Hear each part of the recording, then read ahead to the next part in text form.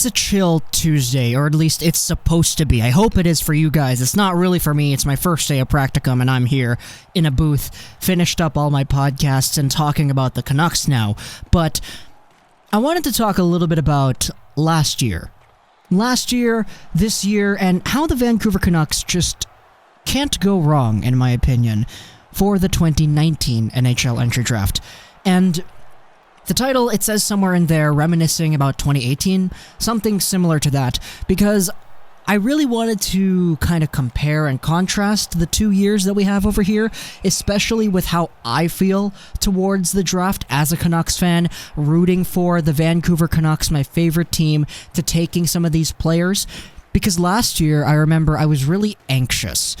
I was terribly anxious because everybody kind of knew that the Vancouver Canucks were going to take a defender.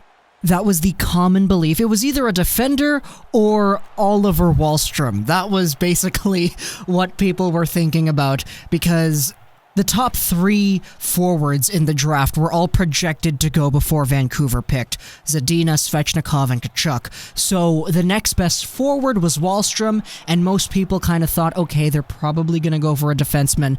And I was really anxious because I personally really wanted Quinn Hughes or Adam Bogfist. And all the mock drafts, everybody on TSN and Sportsnet and the radio all over, they were all saying, yeah, we're going to take Bouchard or Dobson.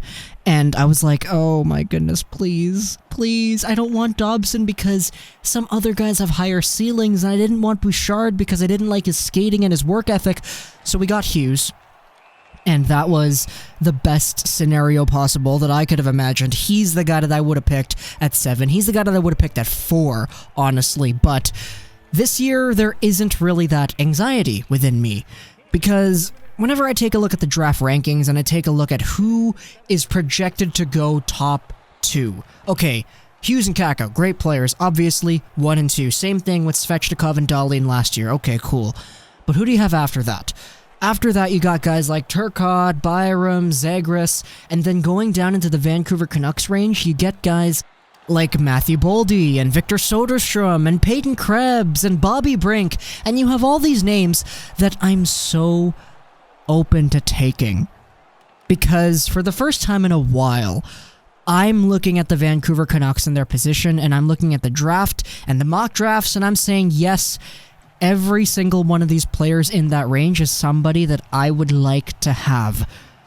Aside from Vasily Podkolzin, but that's another story. But that's kind of the total opposite than what happened last year. Because last year, there was all this anxiety about whether or not we would take Dobson or Bouchard, and there were other guys inserting their names into the mix as well. Guys like Oliver Wahlstrom were in there. Guys like Barrett Hayton, somehow, they were in there too. And there was all this insecurity within me, because I was just like, yes, just pick Hughes. Pick Hughes. He's the guy that I want. He's the guy that's the number 1 best player in that range, in my opinion. And the fact that we can look at this draft class this year in 2019 and see all the guys in the same range, Turcotte, Zegras, Cousins, Krebs, and say that they're all kind of in the same range, in the same tier, and we don't really know who's going to go first, second, third among those guys. It's nice to see, because I really do feel confident in basically everybody. Now, some guys I feel a little bit more confident in than others. I'd be lying if I said that I would honestly take Doc above a guy like Zegras or whatever, but the fact is the Vancouver Canucks are in a position where they really can't screw up the draft.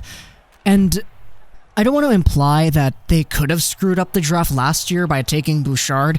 I'm just saying that as a Canucks fan, it's so nice to be able to sit here and feel safe about where we're picking and who we're going to pick. Because whoever it is, whether it's Krebs or Boldy, or if we go off the board and take Soderstrom, I'm pretty sure we're going to take a great player and somebody that a lot of Vancouver Canucks fans will cheer for the rest of their careers. And that's kind of, wow, I just really realized how bad and cheesy that sounded right now, but it's how I feel. I don't actually feel that the Canucks can go wrong with this year's first-round pick. Personally, I wouldn't want to choose Podkolzin or Kaliev, but first off, because with Kaliev there was the whole thing about his work ethic and all, I don't believe the Vancouver Canucks would target a player that has work ethic issues, because they're very adamant on talking about good work ethic and all that, so I don't really consider him as a target for the Canucks.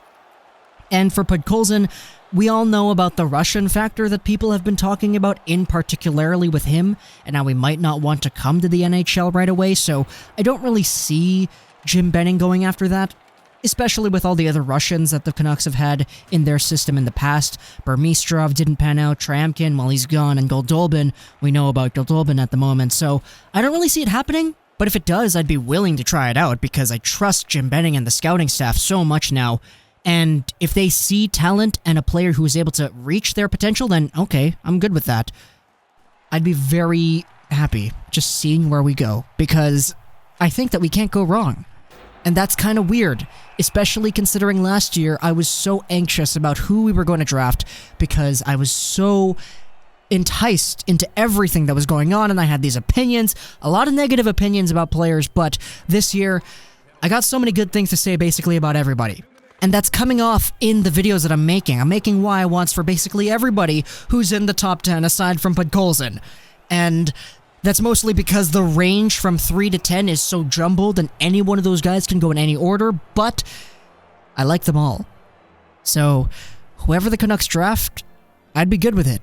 This isn't like last year where I'm saying, yes, I would be good with Dahlin, Svechnikov, Zadina, Hughes, Boqvist, Wahlstrom, Tkachuk in that order, and we have to pick one of those guys. No Bouchard, no Dobson, please!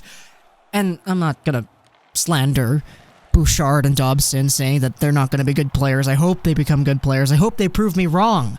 But I just really didn't want them. I wanted Hughes instead, man, and we got that, so I'm happy. But now, I don't think we can go wrong with this draft. And that's my honest opinion here. I'm going to continue with why I want, because there are so many players that I'd be okay with the Canucks picking, and I like basically all of them. So, yeah. I've been getting comments once in a while like, why are you making why I wants on everybody? Like, everybody who's in the top 10 has a why I want video, and yeah, it's because I kind of want them all, and they're all valuable to me, and any one of them actually coming to Vancouver would be great. It'd be great, and I'm happy for it. Hope you guys enjoyed this video. I have to go back to practicum. I'm on the events team today, so watch out for me on the streets handing out flyers. Social links on the short sign gaming, and bye.